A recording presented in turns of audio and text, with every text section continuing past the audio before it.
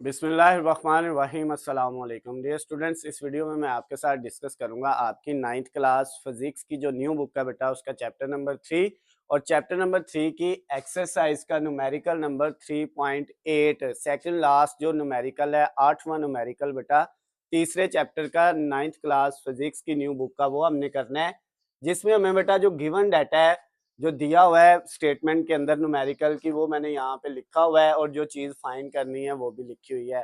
सबसे पहले बेटा हमारा तरीकाकार क्या है, आपको पता है कि हमने सबसे पहले इसकी स्टेटमेंट को पढ़ना है। बुक से हम इसकी स्टेटमेंट को पढ़ेंगे, चाहे आप उर्दू मीडियम स्टूडेंट है चाहे इंग्लिश मीडियम स्टूडेंट है, बेटा सेम मेथड से करना है, आपको पूरे नंबर मिल जाएंगे, कोई इससे फर्क नहीं पड़ेगा। तो सबसे पहले हम बुक से स्टेटमेंट को पढ़ते हैं और फिर बेटा उसको समझते हैं। अगर हमें स्टेटमेंट की समझ आ जाएगी तो इसको सॉल्व करना बड़ा इजी हो जाएगा। तो बुक से बेटा स्टेटमेंट लिखी हुई है 8 वाले न्यूमेरिकल की, a ball of mass 0.4 kg is dropped on the floor from a height of 1.8 metre. कहता है कि एक गेंद को जो है वो फर्श से हमने उठा के 1.8 मीटर ऊपर लेके गए और वहां से उसको क्या किया है, जो है ड्रॉप नीचे फेंक दिया है। बेटा जरा सीन देख लें।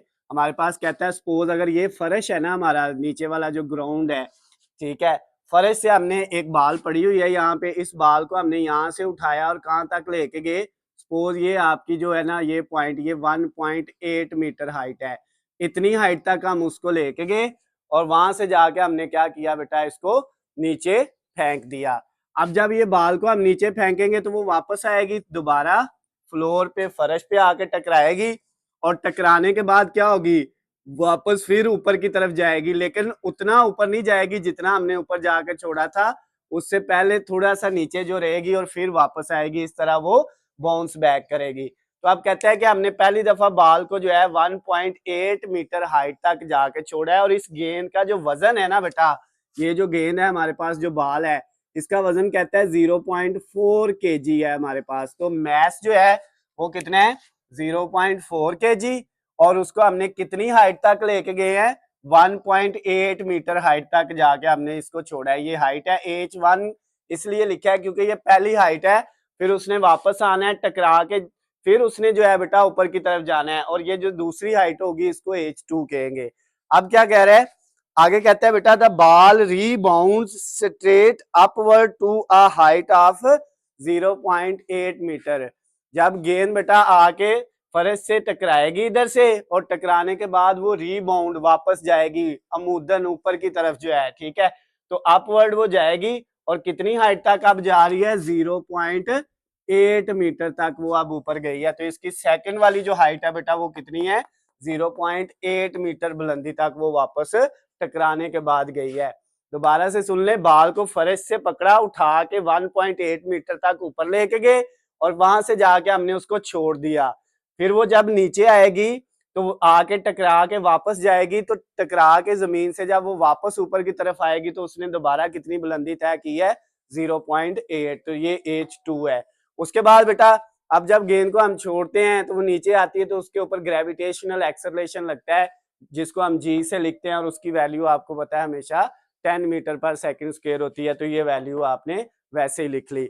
नेक्स्ट बेटा स्टेटमेंट में कहता है what is the magnitude and direction of the impulse applied to the ball by the floor. अब कहते हैं आपने ये बताना है कि उसकी डायरेक्शन क्या है इंपल्स की और उसका मैग्नीट्यूड क्या है, यानी इंपल्स की वैल्यू फाइंड करनी है, इंपल्स का क्या आंसर आएगा वो मालूम करना है, और उसके बाद उसकी डायरेक्शन बतानी है बेटा। तो इंपल्स की डायरेक्शन तो मैं आपको पहले ही बता देता हूं, क्योंकि हमने ऊपर से जाके इसको छोड़ा है, नीचे आएगी टकरा के फिर ऊपर की तरफ जाएगी, तो इसकी डायरेक्शन तो अपवर्ड होनी है। जो इसका एक आंसर है ना कि सिमत मालूम करें, इंपल्स की सिमत मालूम करें और उसका जो है मिकदार मैग्नीट्यूड मालूम करना है आपने। तो जो उसकी सिमत है, डायरेक्शन है, वो तो बेटा अपवर्ड होगी, लेकिन अब उसका हमने असल जो चीज है वो हमने उसका मैग्नीट्यूड, इंपल्स की वैल्यू मालूम करनी है, कीमत मालूम करनी है।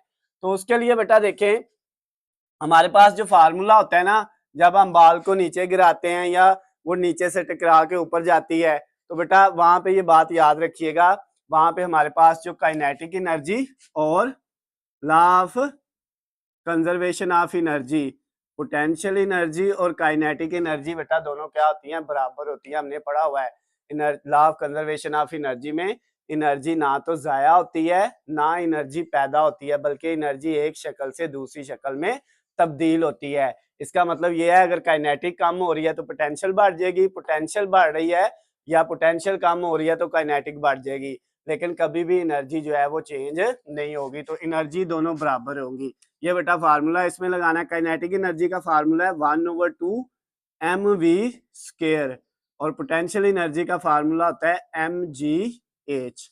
ये याद रखना है बेटा। क्या फार्मूला है?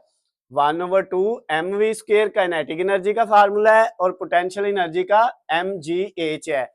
अब यहाँ पे बेटा पहली दफा हम h की जगह 1 लिखेंगे। जो हमारी हाइट है वो क्या है, जो है पहली हाइट हमने फर्स्ट वाली यूज करनी है, तो v के साथ भी क्या आ जाएगा, 1 आ जाएगा। अब बेटा m इस साइड पे और इस साइड पे दोनों पे कट हो जाएगा, तो इधर हमारे पास v1 का स्क्वायर ऐसे ही आ गया, इधर gh भी ऐसे ही आ गया, h के साथ 1 है, और ये जो 2 इधर डिवाइड हो रहा है दूसरी तरफ जाके क्या हो जाएगा, मल्टीप्लाई। तो बेटा v1 के ऊपर जो है वो स्क्वायर रूट लेंगे स्क्वायर को खत्म करने के लिए, तो दूसरी तरफ भी क्या लेना पड़ेगा, स्क्वायर रूट लेना पड़ेगा। अब ये कट जाएगा, v1 की वैल्यू कितनी आ जाएगी बेटा, स्क्वायर रूट के अंदर 2 मल्टीप्लाई g, ये हमेशा 10 होता है, और मल्टीप्लाई h1 की वैल्यू बेटा हमारे पास कितनी है, 1.8। अब आपने कैलकुलेटर पकड़ना है, तो इन तीनों वैल्यूज को मल्टीप्लाई कर लेना है। जब हम इन तीनों वैल्यूज को बेटा कैलकुलेटर पकड़ के मल्टीप्लाई करते हैं तो देखते हैं क्या आता है, 2 मल्टीप्लाई 10 मल्टीप्लाई 1.8, तो ये हमारे पास बेटा आ गया 36। कितना आ गया, 36। अब इसका स्क्वायर रूट लेंगे तो हमारे पास वैल्यू बेटा आ जाएगी 6। अब ये वेलोसिटी है तो इसका यूनिट होता है मीटर पर सेकंड। ये बेटा फर्स्ट वाली v1 आ गया हमारे पास। इंपल्स फाइंड करने के लिए हमें दो वेलोसिटियां चाहिए, v1 और v2। जो इंपल्स हमने फाइंड करना है ना बेटा i, उसका फार्मूला है m v2 माइनस v1।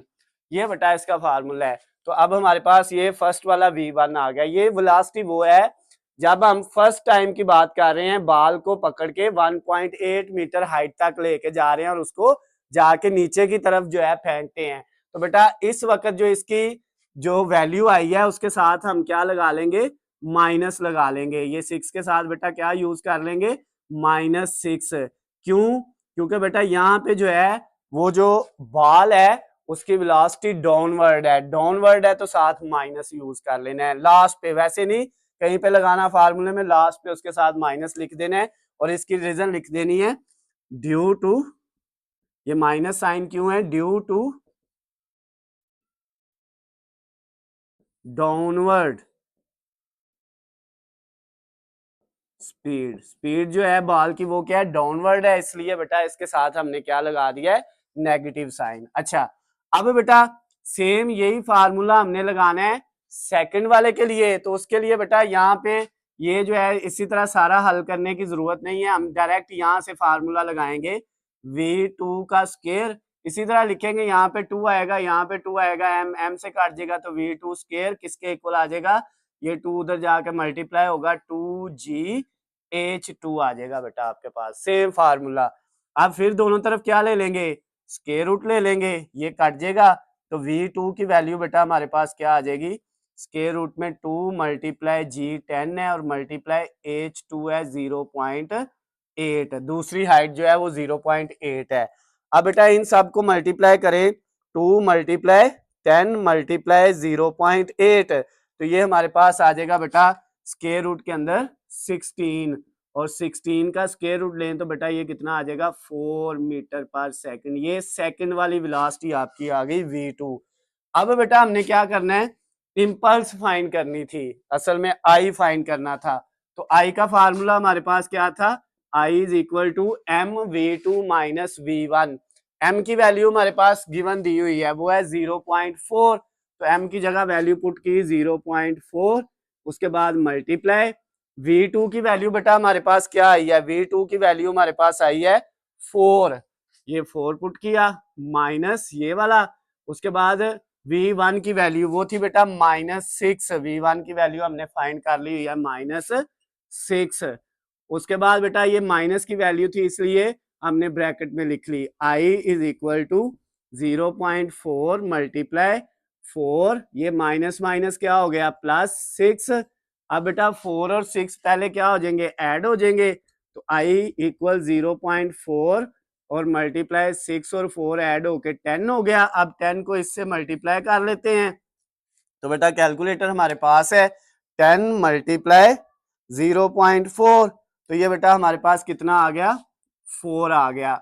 अब ये बेटा हमारा जो है आंसर आ गया है किसका, इम्पल्स का, आई का आंसर आ गया। और इम्पल्स का जो यूनिट होता है बेटा वो होता है न्यूटन सेकंड। साथ हमने लास्ट पे जब जवाब आ जाएगा तो हमने उसके साथ उसका क्या लिख देना है, यूनिट लिख देना है न्यूटन सेकंड। ये बेटा हमारा जो है आंसर आ गया। एक चीज उसने इम्पल्स का मैग्नीट्यूड पूछा था, उसकी कीमत पूछी थी, वो फाइंड कर ली। दूसरा उसकी सिमत डायरेक्शन पूछी थी, तो बेटा आपने नीचे क्या लिखना है डायरेक्शन, और उर्दू वालों ने सिमत लिखना है, और इसको बेटा आपने इक्वल क्या रख देना है अपवर्ड। अपवर्ड मतलब ऊपर की तरफ, ठीक है। और उर्दू वालों ने यहाँ पे सिमत की, इसकी डायरेक्शन की जगह सिमत लिखना है, और सिमत के साथ आपने क्या लिख देना है ऊपर की तरफ या ऊपर की जानब, ठीक हो गया। तो ये बेटा आपका जो न्यूमेरिकल नंबर 3.8 है, 8वां न्यूमेरिकल तीसरे चैप्टर का 9th क्लास फिजिक्स की न्यू बुक का बेटा वो भी कंप्लीट हो गया है। अगर इसमें किसी भी पॉइंट से किसी भी जगह से आपको कोई भी चीज समझ ना आई हो तो बेटा आप मुझसे जो है पूछ सकते हैं। नीचे स्क्रीन के ऊपर आपको मेरा नंबर नजर आ रहा है, आप कॉल करके मैसेज करके या कमेंट्स में भी पूछ सकते हैं। वीडियो पसंद आती है तो इसको ज्यादा से ज्यादा लाइक और शेयर करना है। अल्लाह हाफिज, खुश रहें।